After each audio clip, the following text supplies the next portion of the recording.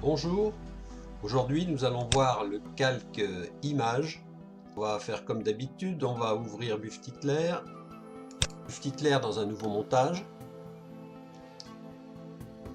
Et je vais enlever tout de suite le calque texte qui ne m'intéresse pas. Toujours, donc on vous explique comment créer un calque image, etc. Bon, c'est toujours le même principe, soit en passant par calque, ajouter un calque ou joindre un calque. Alors dans ce cas-là, c'est calque, ajouter un calque image. Voilà, ou bien en cliquant sur le bouton ajouter calque image ici. On ajoute un calque image, voilà.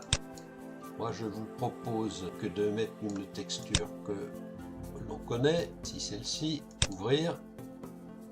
Voilà notre image. Il est possible avec ce calque soit de rendre des images, ce qui est le cas, des gifs animés aussi. Alors à ce moment-là, je vous ai pris quelques gifs. On va changer pour voir, changer la texture. Gif animé sur le bureau que je vous avais mis ici. Par exemple celui-ci, ouvrir. OK. Voilà ce que ça donne. On le fait fonctionner et le gif fonctionne. Voilà. Autre genre de gif, si vous voulez, on va rajouter donc calque. On va ajouter un calque image. Voici par exemple gif chauve-souris que voici.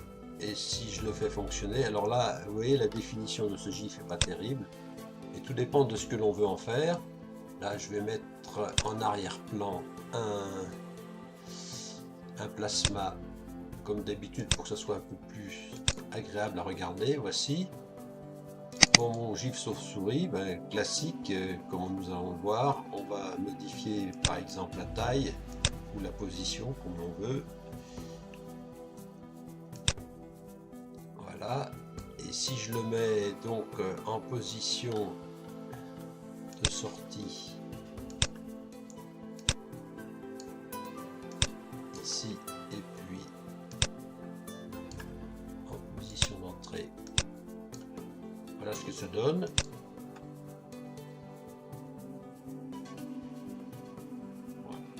Donc c'est tout à fait classique, sans grosse difficulté particulière. On vous dit aussi que l'on peut mettre des vidéos. Alors les vidéos c'est un peu plus délicat, parce que suivant les codecs que vous avez installés sur votre machine, ça fonctionne ou pas. Ouais, on va tenter le coup, donc ajouter un calque ici, on va mettre une vidéo par exemple celle-ci, ouvrir. Voilà la vidéo qui va fonctionner exactement.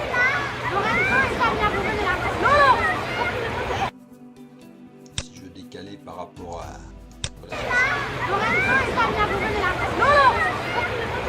Voilà. Et ensuite, on vous dit également que vous pouvez mettre, je crois, votre webcam. Alors la webcam, c'est pareil, et il suffit de... On va mettre cette webcam à la place de la vidéo, par exemple. Changer la texture, choisir la webcam. OK. OK. Et voici ce que ça donne. Bien le bonjour. Bon, alors je vous signale par contre la webcam, là elle est de gauche à droite. Hein. Si on veut que ça représente la réalité, il faut lui faire une rotation ici de 180 degrés. Voilà, là c'est du bon côté. La main gauche est là. Voilà. Bien. Bon, voilà pour cela. Ensuite, donc, oui, on vous parle des formes. C'est simple, vous venez ici, il suffit de suivre. Alors, si on veut mettre l'arrondi avec le premier style, voilà, vous mettez arrondi ici. Vous voyez, la vidéo, elle a pris cela. Si on va sur l'autre calque, Voilà, si je veux mettre une bordure, je viens ici dans joindre une bordure au calque actif. Une bordure donc ici silver. De toute façon, j'en ai qu'une sur mon appareil, mais enfin il suffit de changer les couleurs. Voilà, là la bordure est faite. Hein, vous pouvez joindre également l'effet à la bordure, vous pouvez le joindre de style arrondi. Voilà ce que ça donne.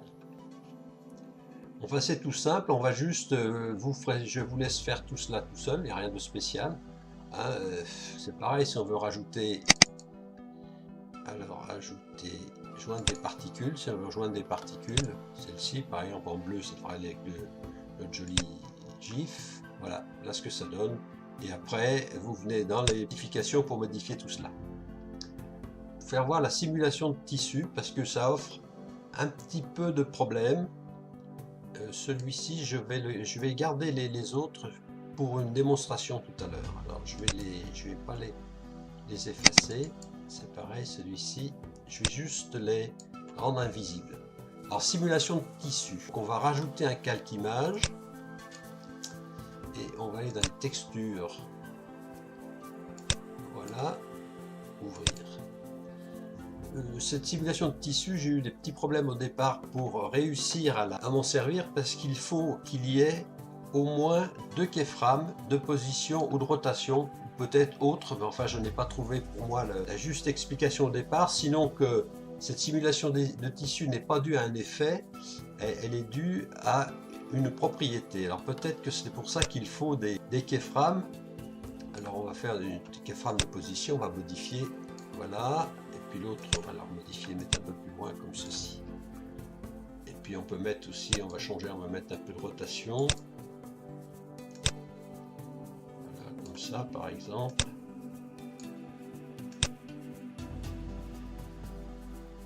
Voilà, de l'autre côté, on va, ah bah celle-ci, il faut l'effacer. Et de l'autre côté, on va remettre aussi dans l'autre sens. Voilà. Donc nos keyframes sont en place. L'effet tissu. Ici, il va nous rajouter la propriété flexibilité. Et ensuite, si je modifie la flexibilité,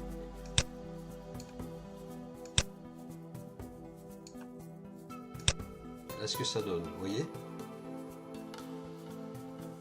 Alors là, je peux éventuellement modifier la flexibilité aussi. C'est à vous de faire des essais en fonction de ce que l'on veut, c'est pas évident. On peut mettre aussi changer les rotations par exemple, si je me rappelle bien, ça modifie pas mal. Donc voilà cet effet tissu, ce qu'il nous donne. Disons que ça fait ou tissu ou caoutchouc, alors on peut forcer éventuellement sur la flexibilité. Si on met 4, voilà.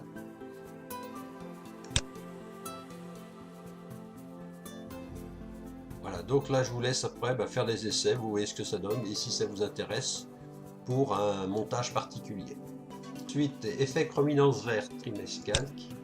Je vais en rajouter ajouter un calque, mettre une texture, voilà. Ouvrir. On va appliquer l'effet ici, donc média effet, picture, enfin photo et green screen, voilà, écran vert, voilà. Ok, et voilà, vous voyez le fond vert a disparu. Pour régler tout ceci, vous avez des propriétés supplémentaires qui se sont rajoutées. Ici vous avez la tolérance. Alors, en fonction du réglage, vous allez avoir le vert ou pas le vert. Voilà, si vous allez à fond, vous voyez, ça rend en transparence la photo. Donc voilà, on choisit. Vous voyez, il reste encore un petit liseré. On va agrandir un peu, voir si on va mettre une taille un peu plus forte. Voilà. Ça, vous voyez, on voit un petit peu qu'il y reste du vert sur le bord. Ici, alors on peut essayer de les faire partir. Il faut calculer les bonnes proportions entre toutes ces différentes propriétés. Alors Smooth, ça adoucit un peu. Vous voyez les couleurs, ça change à ce niveau-là. Là. Quand je le mets ici, voilà, c'est un peu plus doux. Bon, ensuite, Power, là, je vois pas à quoi cela sert spécialement, mais enfin, non plus. Alors, Spiage suppressif, si je le mets à 0, on voit le liseré vert. Et si je le mets à fond, le liseré vert a disparu, mais la photo est devenue plutôt rose. Donc, il suffit de, voilà, de le mettre dans la juste milieu. Blur, du flou. Alors, le flou aussi, il va se mettre en bordure, ce qui évite, ce qui fait disparaître le vert encore plus. Mais le problème, vous voyez, si on le met à fond, votre image se déforme. Donc là aussi, à utiliser avec parcimonie. Voilà, il faut l'utiliser, vous voyez, comme ici, si on regarde les chaussures en bas, à ce niveau-là, vous voyez, si je le mets à 0, il est là. Dès que je tire un petit peu, qu'on va mettre du flou sur les bordures, et bien pour ce qui est des talons hauts, ici, ils vont disparaître. Voilà. Donc il faut choisir en fonction de ce que l'on a besoin, bien sûr. Voilà. Et puis après, ici, vous avez Show Border, montrer la bordure. Alors là, je ne sais pas à quoi ça sert de plus. Ben voilà, bon, sous réserve de l'utilité de ceci. Et vous avez Crop Left et Crop Top. Alors pour bien comprendre, je vais revenir ici sur la tolérance et puis faire apparaître le cadre vert, si vous voulez, de votre... Enfin, il est plus vert parce que nous avons travaillé sur d'autres éléments. Voilà, vous voyez, là il devient vert. Bon, alors, à quoi se sert donc ici, c'est la possibilité de modifier en largeur et en hauteur, de découper la photo. Voilà, à gauche, voilà, à droite, ici, si on veut tirer au maximum. Et en hauteur, on peut faire pareil. Voilà. Et voilà. Voilà à quoi servent toutes ces nouvelles propriétés. Ensuite, le cercle. Alors, on va laisser ça comme ça. Je vais peut-être enlever donc le fond vert tant qu'à faire, puisque c'était l'objet. Voilà. Ah, par contre, là, j'ai mis un peu trop de crop, mais vous laissez tomber. On va laisser comme ça va très bien pour la suite. Alors, je passe là-dessus. Hein, c'est les styles de calque. Alors, style de calque, c'est ici. Style 1, c'est en haut. Style 2, au milieu. Style 3, en bas. On va juste passer sur cercle, un cas particulier. On va venir ici sur cercle. Alors, le cercle, il devient rond. C'est pour ça que ça coupe des morceaux. Et si on met étape de la transformation, cette nouvelle propriété nous permet de faire des quartiers, si vous voulez, de mettre une partie du cercle. Voilà. Alors avec ça, vous pouvez faire ça avec des keyframes par exemple, et puis ça vous fait apparaître une photo en partie ou en totalité. Pour le cylindre, c'est exactement pareil. Le cylindre, voilà, étape de transformation. Suivant comment vous le réglez, vous voyez, on devine que le cylindre se forme et il est plus ou moins arrondi, plus ou moins formé. Après, ben, l'effet tissu, c'est ce que nous avons. Alors, style de calque image 2. Alors pareil, c'est du grand classique. Il est juste, on va venir dans le skybox. Alors là, je vais changer d'image pour ceci. Choisir la texture. On va mettre le ciel puisque ce ciel-là, ici, ouvrir. Ouvrir l'effet, si j'efface pas. OK. Voilà. Alors là, ben là, on était dans le cylindre, puisqu'on n'a pas modifié le cylindre, donc étape de transformation, vous voyez. Si j'augmente le cylindre, voilà. Si je le laisse, et ça passe également par le plat, s'il est à 0. Alors, nous allons mettre en sphère, hein, skybox. Dans ce mode, l'image est toujours restituée à la position de la caméra, c'est-à-dire que la caméra est au milieu. Hein. Utilisez-le en combinaison avec le mode cube ou sphère. Alors là, on est avec le mode sphère, et on suppose qu'on va voir le ciel au-dessus de nous, comme ceci. Là, ici, skybox. Alors Voilà ce que ça donne si on fait une rotation. Voilà, c'est comme si on était au milieu de la sphère. Et voilà, si je fais les rotations dans l'autre sens, voilà, vous voyez, ça c'est le bout de... comme on est parti sur une image plane et qui n'est pas faite pour nous, pour représenter par exemple un globe terrestre, on a les liaisons quoi, qui apparaissent. Là, ça sera un pôle par exemple. Hein. Voilà ce que ça fait. Mais vous pouvez vous faire un ciel comme ceci, qui bouge, qui peut bouger bien sûr. Voilà.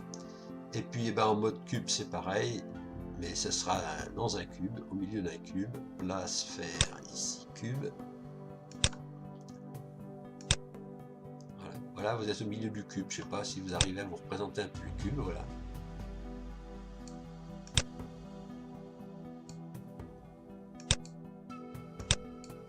Alors vous remarquerez qu'ici, dans les propriétés, vous n'avez pas de propriété de position, puisque par définition, votre caméra est au milieu de votre sphère ou de votre cube.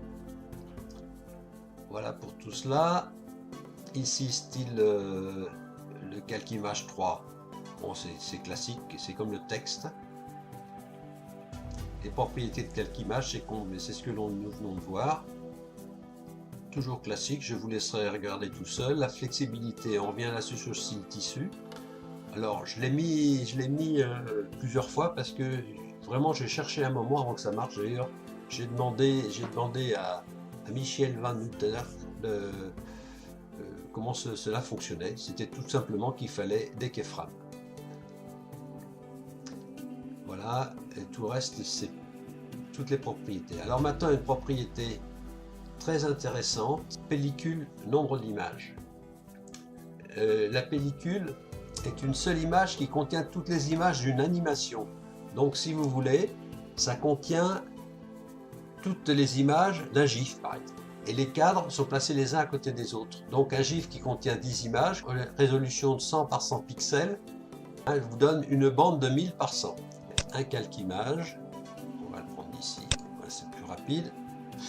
Et nous allons mettre la texture de cube face ouvrir. C'est ce cube, il y a 6 faces. Bien sûr qu'on ne les voit pas bien puisqu'elles sont toutes mises bout à bout. Nous allons appliquer cette propriété, pellicule nombre d'images. Ici, comme il y a 6 images, je mets 6. Voilà. Les 6 images défilent les unes derrière les autres. Si nous avions eu un pellicule verticale, il aurait fallu non plus mettre le 6 ici, mais le mettre ici sur le deuxième curseur qui correspond à la verticalité. Change, si je mets 2 ou 3, vous voyez, ça modifie tout. Donc ici, on va revenir à 1. Voilà. Pour modifier la vitesse de défilement, il suffit de venir dans la propriété pellicule image par seconde. Là, on est à 15 images secondes, et puis vous pouvez venir à une image toutes les secondes. Les 2 secondes, voilà. 2 images toutes les... Alors c'est-à-dire, c'est pour ça que j'ai pas effacé tout à l'heure les gifs, on va les retrouver. Donc on va mettre celui-là dans un coin, en position dans un petit coin, voilà, on va laisser tourner. Je vais rééditer un nouveau calque-image, mon bureau où je vous ai préparé, voilà. Alors vous voyez ici, c'est toutes les photos regroupées, j'ai réalisé ceci. Voilà, avec, on devine, vous voyez, les photos, c'est du 16 neuvième, voilà, avec un logiciel de dessin, en l'occurrence ici c'était Photographic Designer, et mises les unes à la suite des autres. Alors, on va appliquer ce que l'on a vu, pellicule nombre d'images, je crois qu'il y en a 15 ou 16, je ne sais plus, on va en mettre 16, on va voir, eh ben ça correspond, parce que si j'avais mis 15, vous allez voir tout de suite, vous voyez, ça défile, hein, donc ce n'est pas bon. Donc nous avions 16 images, voilà. Et voilà ce que ça donne. C'est assez sympathique aussi. Alors, quelle est la différence entre ce que nous avions vu tout à l'heure, je vais rendre visible. Voilà. Ce que nous avions vu tout à l'heure et celui-ci. On va revenir ici en position. Je vais le tirer là. Voilà. La différence réside dans le fait que celui du bas, lorsqu'il est fait avec ce système-là, il réagit un petit peu, il tourne en permanence. Là, vous voyez, il n'y a pas de lecture qui se produit. Et donc là, il n'y a aucune lecture, mais Disons qu'on pourrait comparer que ce petit montage en haut à droite pour le cube et en bas là, pour notre montage de photo du GIF. On pourrait comparer ça à un scrolling un petit peu, ça reste en permanence, ça tourne en permanence, ou on comparait aussi à un plasma. Voilà. Hein? Bien. Alors maintenant, si je lis, voilà, on va voir. Vous voyez la lecture, le GIF se lit comme un GIF normal, mais s'arrête dès que la lecture est terminée. Alors que l'autre continue en permanence. Voilà ce que je voulais vous montrer. C'est assez sympathique. Maintenant, je ne sais pas si j'en aurai l'occasion de l'utiliser dans des films ou autres. Voilà. Bon, ben, je crois que nous avons tout vu en ce qui concerne ce calque image. J'espère que ça vous a intéressé. Et puis, ben, je vous donne rendez-vous au prochain qui sera le calque vidéo. Alors, le calque vidéo sera très similaire à celui-ci. Alors, tellement similaire qu'il sera très court. Hein, puisque nous avons vu que ici, avec le calque image, on peut mettre une vidéo. Donc on se demande à quoi sert le calque vidéo vraiment. Mais ça va me permettre surtout de vous donner deux manières. Souvent il y a des problèmes de codec et les vidéos MP4 ne fonctionnent pas. Donc voilà, j'en profiterai pour vous donner ces deux manières de... Il y en a certainement d'autres, mais enfin c'est les deux seules que je connaisse. Sur lesquels on a rencontré des problèmes, donc je vous les livrerai. Je vous souhaite une bonne journée et je vous remercie de votre attention. À très bientôt. Au revoir.